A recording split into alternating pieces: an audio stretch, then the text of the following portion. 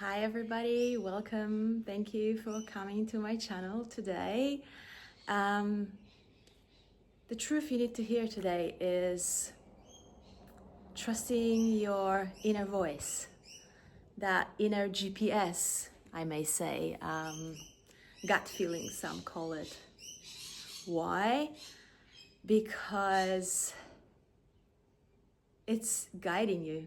It's guiding you to places, situations, decisions that you need to take in order to stay on your path or get on your path of life.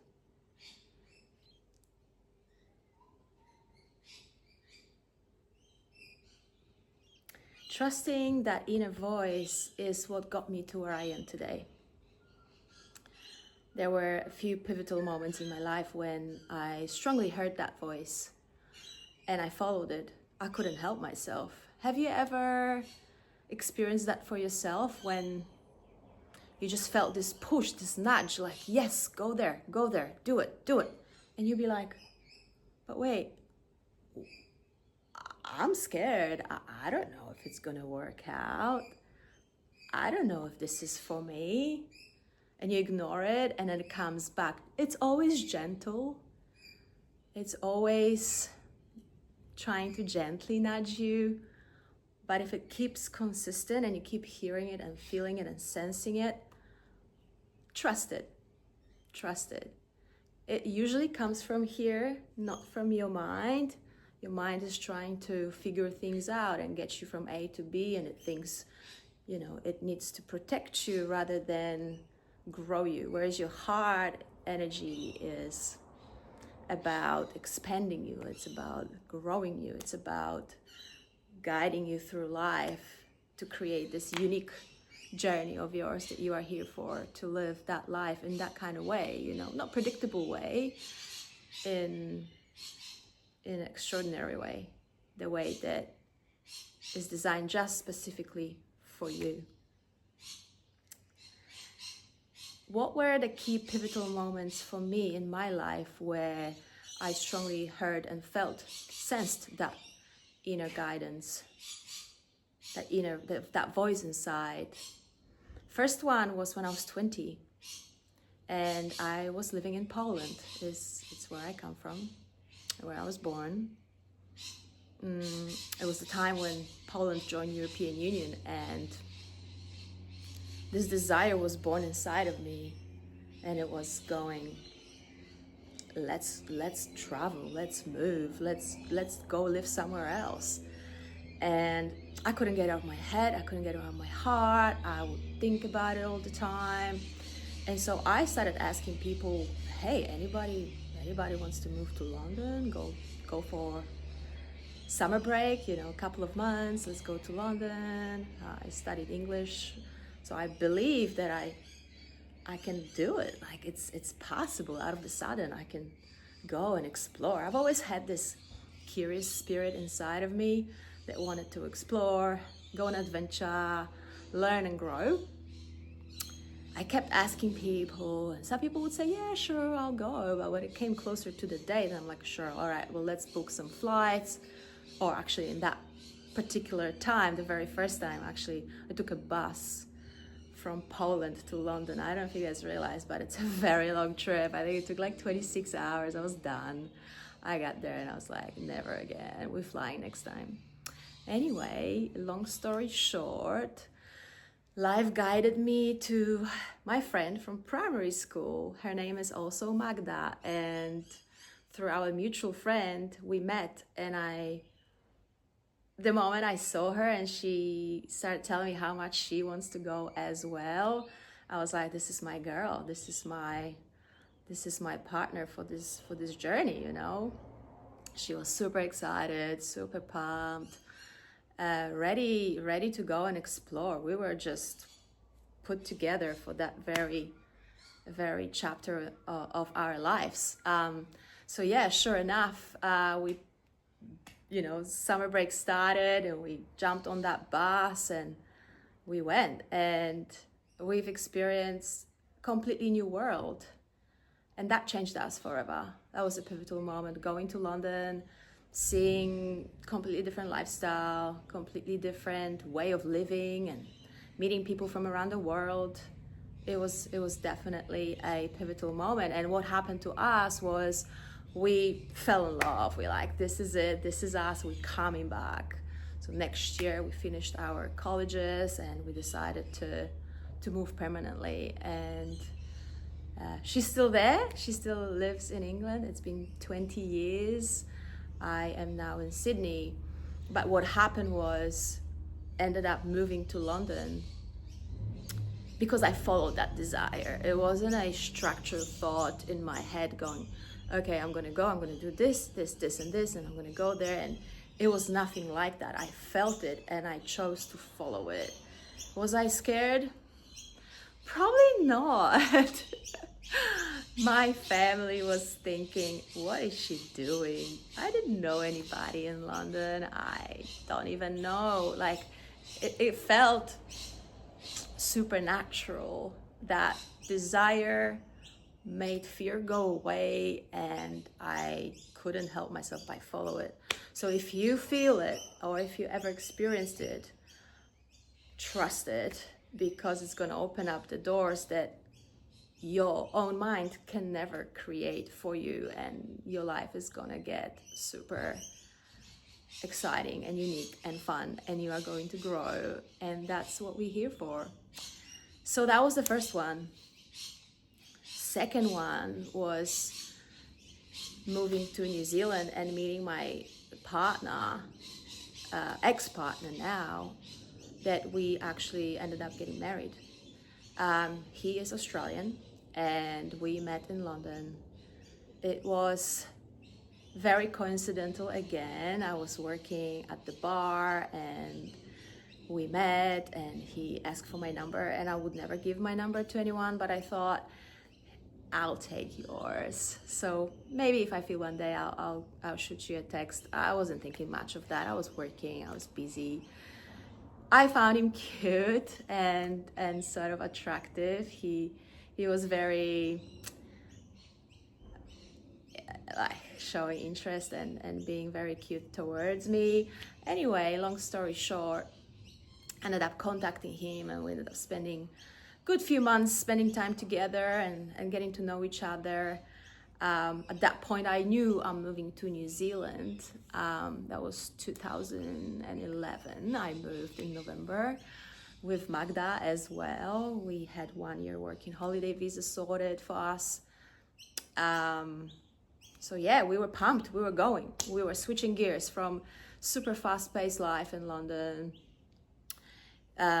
We decided to go to the other side of the world and just experience that kind of lifestyle, you know. When I told him that, he was, I really want to be close to you, so I decided I don't want to stay in London if you're not here, and I'll move back to Australia. We'll be closer, we can see each other. It will make things a lot easier.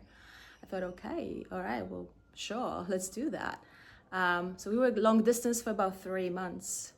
Then I moved to New Zealand, to Wellington, and he came, visited, and he decided to propose to me. I didn't really see it coming. At that time, I was 28 years old. And what did I say? Sure, let's do it. We were having fun, and I based my decision purely on that. Little inside story. I grew up in a household where my parents weren't the best match. Let me put it that way. There was a lot of turmoil. There was a lot of fighting, and kind of grew up in fear, fearing what's going to happen next.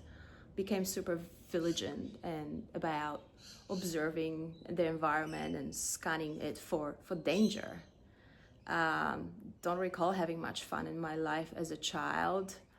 Don't recall feeling safe or seen or heard by people in my household. Everyone was trying to survive, you know, and as I go through life, I'm hearing those stories from people, and my story is not that unique when it comes to the childhood part of it. And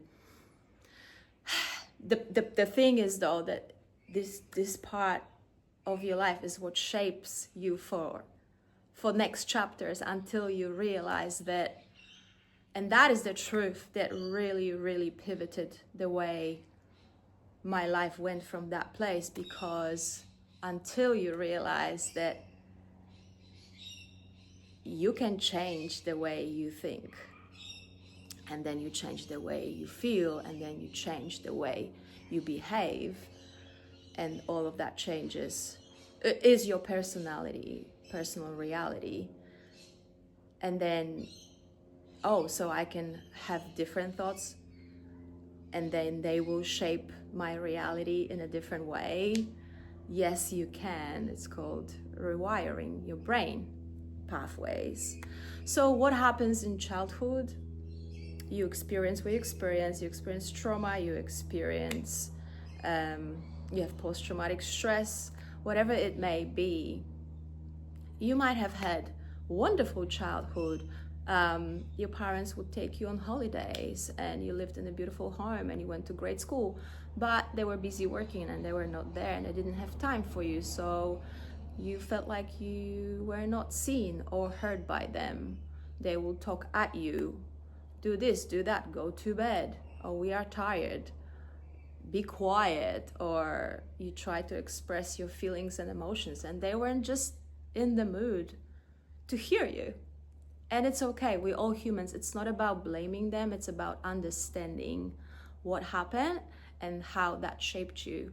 And also realizing that it's not really how you need to live for the rest of your life. You can change that, because you are the way you are based on the beliefs you have. And if the belief is, oh, I'm not worthy of being seen, I'm not worthy of being heard, then you shrink yourself, and you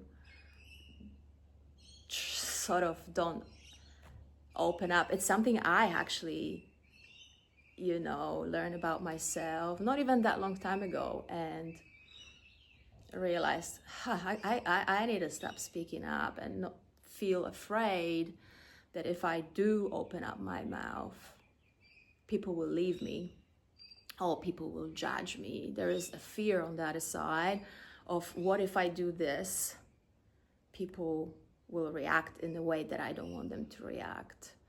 But by doing so, even as a 40-year-old, it changed so much inside of me, because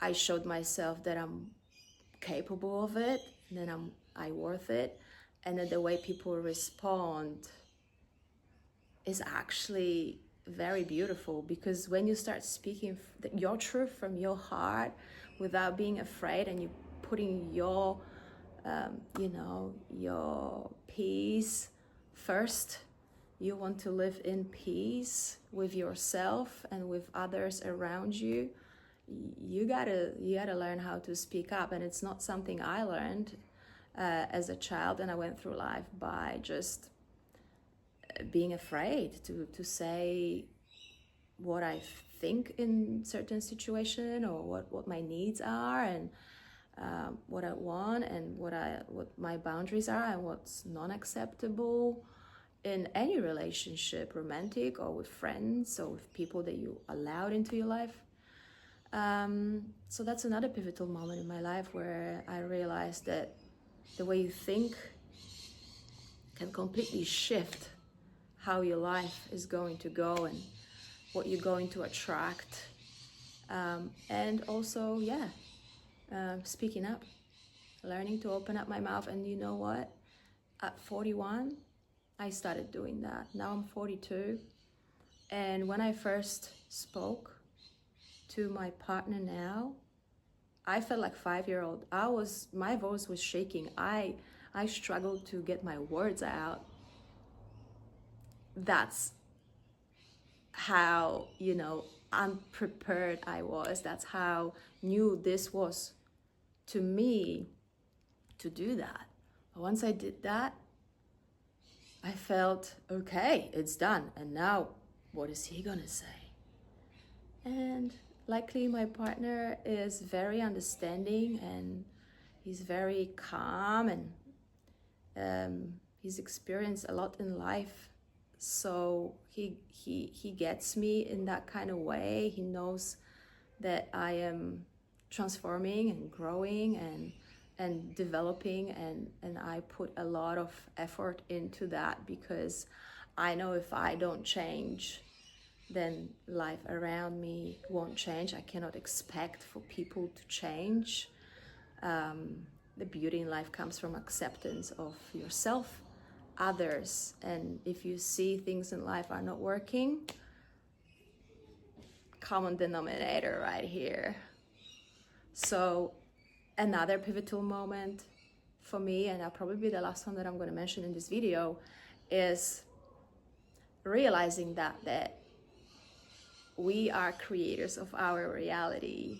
So whatever is happening in your heart and in your mind, you create from this place, and you perceive your world through your senses, but you wear those glasses of your past experiences.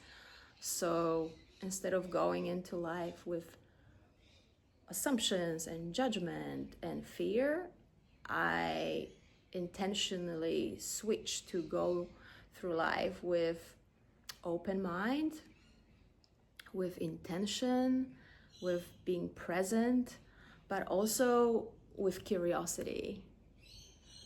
Hey, I wonder why this person is the way they are. I'm going to find out more about them. I'm going to ask them questions. I'm going to listen actively to them. I'm going to tap in and ask deeper questions, instead of going, oh, they just so awful, the way they behave. I don't know. I don't want nothing to do with them. But life is funny. Life will keep bringing you the same sort of situations, behaviors. You might get rid of that person. You might quit that job and go to another job, and guess what? Same situation will appear, different person. So you learned a lesson. So the last one. Life brings you lessons or blessings. You know, when something happens and brings you joy, and you're excited, you're happy, you're so grateful, it's a blessing. But if there's something that bothers you, out of the sudden you're like, oh, this is annoying, or this person, or this happened, and you know, there is a lesson in it. So instead of going, that's incredible mindset shift actually. Instead of going, why me? Why this happened to me? Why did I have to get divorced? No one get married to get divorced.